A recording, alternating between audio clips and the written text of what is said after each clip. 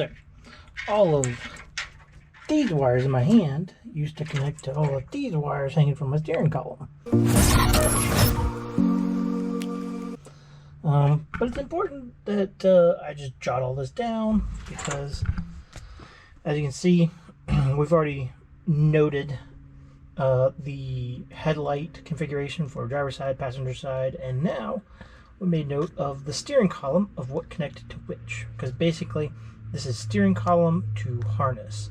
Now this is a GM style, right, steering column. Now the schematics are all online if I needed to figure out what was what. However, it connects to an aftermarket harness, so I just wanted to make sure all of this is up on the up and up. So, yeah, there we go. All right. It's another day back at the wiring, continuing on. We're trucking through. Basically, we are trying to decipher and get all of the under the dash stuff. We're trying to get that all done because we're trying to get the chassis harness out and leave the forward control pack harness in. So that's currently what I am working on. But cool thing, the painless wire harness, the replacement to this harness, has showed up. So I got a full harness in here, got a new distribution block, and I got a high output alternator kit. So super excited that came in. Now it's just to continue trucking on through, getting all this removed and taken care of. So time to dive in. Removing all the wiring. There's the gauge cluster. I've got the harness removed out of the car. In fact, there it is over there. Excuse me, sir. Here is the wire harness. All of it. All of it. It's right there on the floor. That's for the whole chassis. And actually, now would be a good time to show off the burnt crispiness.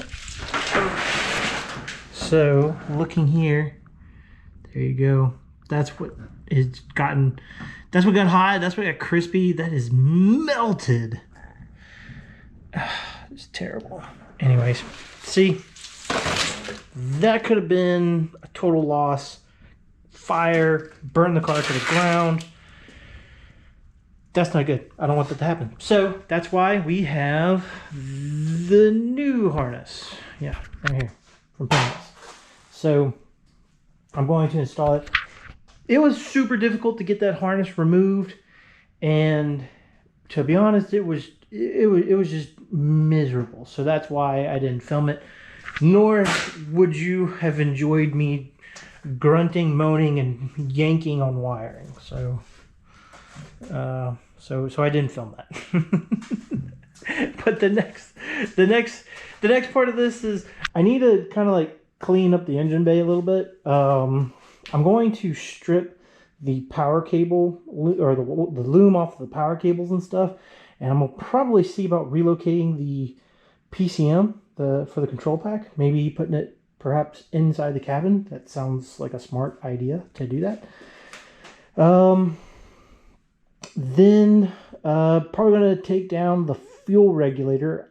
Probably going to move it, reroute the lines to probably a more logical, safer routing. Catch can's probably going to move. Catch can might even go to the spot where that guy is. Battery positive terminal post, that probably will go on the firewall. And then I gotta get my welder all fired up so that I can fill in the various holes. We're gonna do a lot of work there so that we can add the Hydro Boost. So yeah, I'm pretty happy for the most part. This is concluding of the electrical wire harness removal.